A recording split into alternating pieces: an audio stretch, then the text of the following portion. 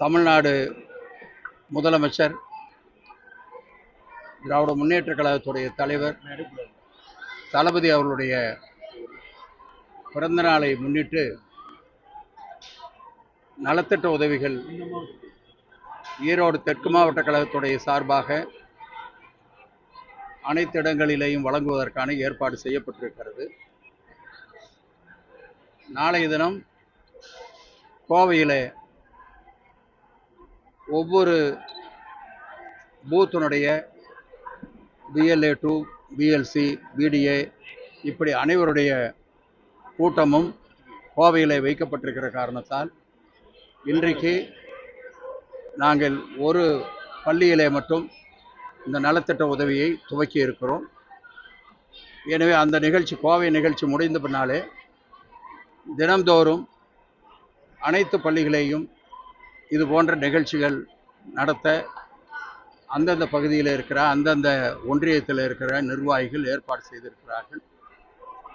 மாண்புமிகு முதலமைச்சர் அவர்கள் ஒவ்வொரு முறையும் எங்களுக்கு சொல்லுகிற பொழுது அது பிறந்தநாள் நிகழ்ச்சி, இந்த போன்ற நிகழ்ச்சிகளை ஆடம்பரம் இல்லாமல் மக்களுக்கு பயன்படுகிற வகையில் மட்டுமே நீங்கள் நிகழ்ச்சிகள் நடத்தப்பட வேண்டும்,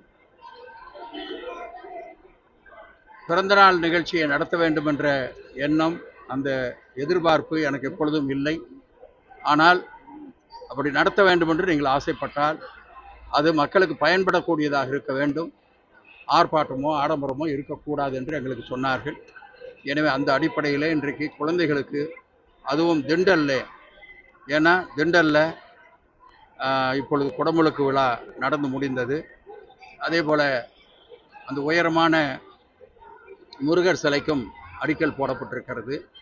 எனவே ஏறத்தாழ ஒரு மாத காலமாக இங்கே நிகழ்ச்சிகள் ஒரு விழா கோலமாக நடந்து கொண்டே இருக்கிறது. எனவே முதலில் திண்டலில் இருக்கிற அந்த குழந்தைகளுக்கு இந்த நலத்திட்ட உதவியை கொடுக்க வேண்டும் என்று எங்களுடைய நண்பர்கள் சொன்னார்கள். எனவே அந்த அடிப்படையில் இன்றைக்கு இங்கே இருக்கிற ஏறத்தாழ 1000 குழந்தைகளுக்கு இங்கே கொடுக்கப்பட்டிருக்கிறது. தொடர்ந்து மற்ற பள்ளிகளிலேயும் மற்ற நிகழ்ச்சிகள் அந்தந்த பகுதியில் ஏற்பாடு செய்து தலைவருடைய பிறந்தநாள் நிகழ்ச்சியை நடத்துவார்கள்.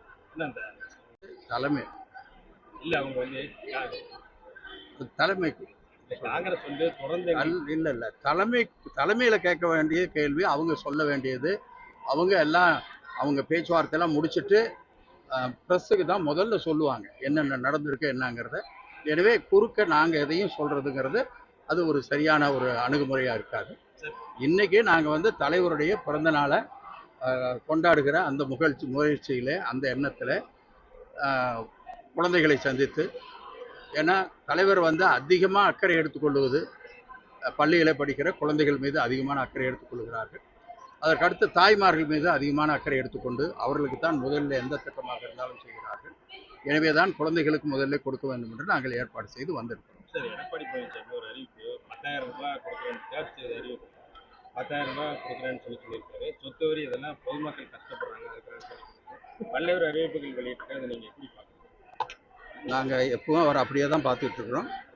அவர் அறிவித்தது எதுவுமே செய்ய முடியாதுன்னு அவரே சொல்லியிருக்காரு. அப்படி சொன்ன பின்னாடி இன்றைக்கி அதெல்லாம் அறிவிச்சிட்ருக்காங்க. இப்போ அதை பற்றியெல்லாம் நாங்கள் எதையும் பேசலை. தலைவருடைய பிறந்த நாள், அது வந்து அதை முன்னிறுத்தணும்னு நாங்கள் நினைக்கிறோம். மணப்பெண்ணின் பிரத்யேகமான திருமணம்